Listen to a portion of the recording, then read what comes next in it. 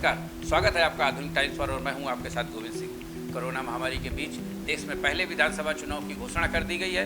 बिहार विधानसभा चुनाव की date sheet आ गई है। 243 सीटों के लिए चुनाव 3 चरणों में कराए जाएंगे। 28 अक्टूबर को पहले चरण में 71 सीटों के लिए मतदान होगा।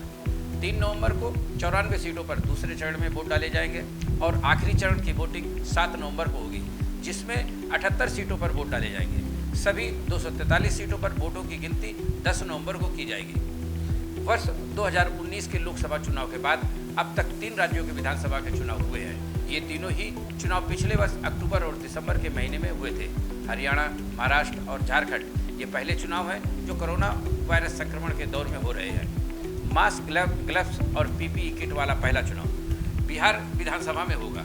इस बिहार विधानसभा के चुनाव मास्क, ग्लव्स और पीपीई किट वाले पहले चुनाव कराए जाएंगे।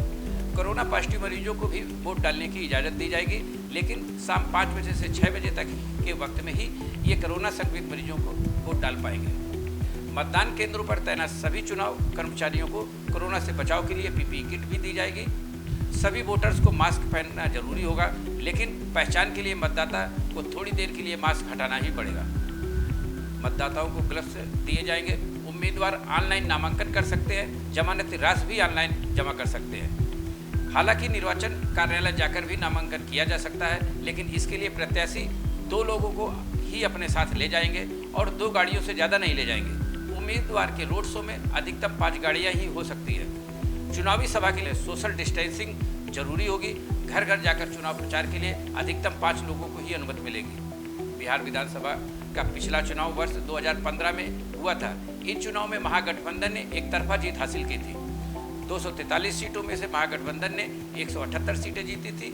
लालू प्रसाद यादव की आरजेडी पार्टी ने सबसे ज़्यादा 80 सीटें, मुख्यमंत्री नीतीश कुमार की जेडीयू ने 71 सीटें और कांग्रेस ने 27 सीटें जीती थी, जबकि बीजेपी को सिर्फ 53 सीटें ही मिली थी। केंद्रीय मंत्री रामविलास पासवान की पार्टी एलजेपी ने 2 सीटें और पूर्व केंद्रीय मंत्री उपेंद्र कुशवाहा की पार्टी आरएलएसपी ने 2 सीटें जीती थी। 8 सीटों पर दूसरी पार्टियों और निर्दलीय उम्मीदवारों ने भी जीत हासिल की थी। वर्ष 2015 के चुनाव में बीजेपी को 24% वोट मिले थे, आरजेडी को 18%, नीतीश कुमार की जेडीयू पार्टी को 16% और कांग्रेस को 6% वोट मिले थे। लोक जनशक्ति पार्टी यानी एलजेपी को 4% और आरएलएसपी को 2% वोट मिले थे। 2% मतदाताओं ने ईवीएम में नोटा का बटन भी दबाया था। बिहार के लोगों को राजनीतिक, फिल्म और खबरों में हमेशा से दिलचस्पी रही है। इस बार का चुनाव इन तीनों का ही मिश्रण होगा। बिहार चुनाव में इस बार शायद प्रधानमंत्री, मुख्यमंत्री और दूसरी पार्टियों के नेता या आपके पसंदीदा सितारे वोट मांगने आपके घर न जा पाए, लेकिन डिजिटल टेक्नोलॉजी से आपसे वोट मांगे जाएंगे। कोरोना महामारी से देश जिस तरीके से लड़ा, उस लड़ाई का नेतृत्व प्रधानमंत्री नरेंद्र मोदी ने किया। इसकी तारीफ दुनिया में भी हो रही है। बिहार के लोगों को भी कोरोना काल में प्रधानमंत्री नरेंद्र मोदी के देश के अभिभावक वाली भूमिका याद आएगी। आपको याद होगा 15 जून को पूर्वी लद्दाख के गलवान घाटी में बिहार रेजिमेंट के सैनिकों ने चीन की साजिश को नाकाम करते हुए उसके 45 से अधिक सैनिकों को मार गिराया था।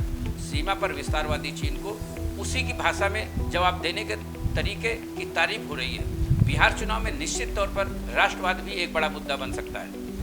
मुंबई में एक्टर सुशांत सिंह राजपूत की मौत भी बिहार चुनाव के लिए एक बड़ा मुद्दा है। बिहार की हर पार्टी इस मुद्दे से खुद को जोड़कर लोगों के सामने जरूर जाएगी और उसका फायदा लेने की कोशिश भी करेगी। 40 वर्ष बाद पहली बार ऐसा होगा कि विधानसभा चुनाव लालू प्रसाद यादव की गैर मौजूदगी में होंगे, क्योंकि बिहार में लालू प्रसाद खुद भी राजनीतिक मुद्दा है। इस वक्त वो चारा घोटाले के मामले में रांची की जेल में बंद है।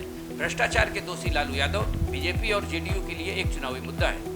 आरजेडी के लिए भी लालू यादव चुनावी मुद्दा है। लालू यादव के परिवार में मनमुटाव की खबरें भी आती रहती हैं, लेकिन आरजेडी के लिए वोट के बड़े आधार खुद लालू यादव ही है।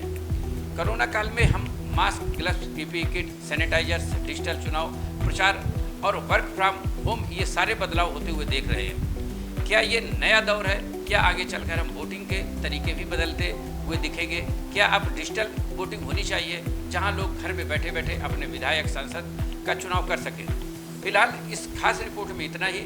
आप भी इन चुनाव के, बिहार के चुनाव के बारे में ध्यान रखिए और सोशल डिस्टेंसिंग का ध्यान रखिए।